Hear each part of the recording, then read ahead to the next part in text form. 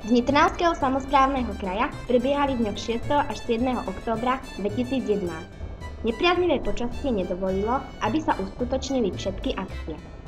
Prinášame vám niekoľko momentov z podujatí, ktoré pripravila naša škola. V Dome kultúry pripravili naši študenti pre svojich vyučujúcich a spolužiakov divadelné predstavenie pod názvom Darujem svoju ženu.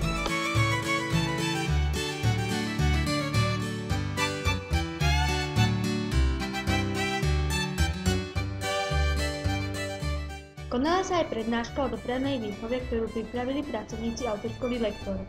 Súčasťou bola aj ukážka prvej pomoci. Inštruktáž zabezpečili študentky strednej zdravotnej školy. V spolupráci so školou Rakúskeho Švechatu bola v aule školy inštalovaná výstava s názvom Po stopách Rímanov.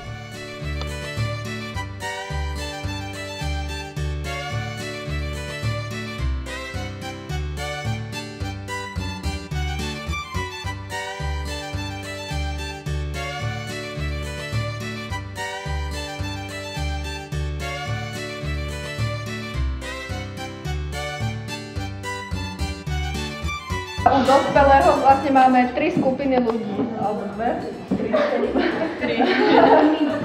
No a sú to vlastne malinké deti, ktoré vlastne novorodenci a tak a tým nemôžete určite takto, jak dospelému človeku robiť, lebo by ste mu celého dolamali, lebo on ešte nemá také silné kosti a tam sa to robí vlastne iba 2 prstami. Áno, a dýcha sa tak, že normálnemu človeku, dospelému, dýchate len do úst, ale tomu malinkému novorodencovi dýchate a zároveň obopnete aj nos, aj ústa, lebo on to má vlastne všetko malinké, áno. Takže a u normálneho dospelého, môžete ukázať? U normálneho dospelého si takto dáte ruky, na stredu hrudníka a 30 krát stláčate, potom tak chodíte si hlavu, takto. A 2-krát dýchnite a takto opakujete si, aby to bolo zdroje.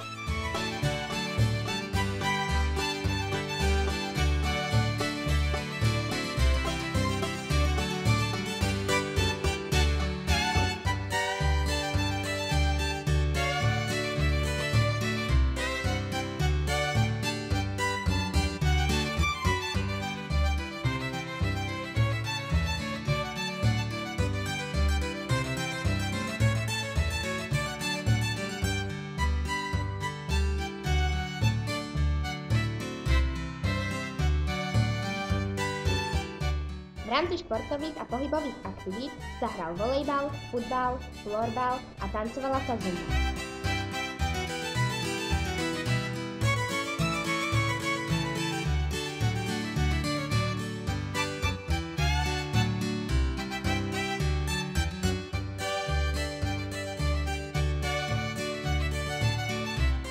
Pre televíziu GIM Adela Dembisová A Lucia Poláková.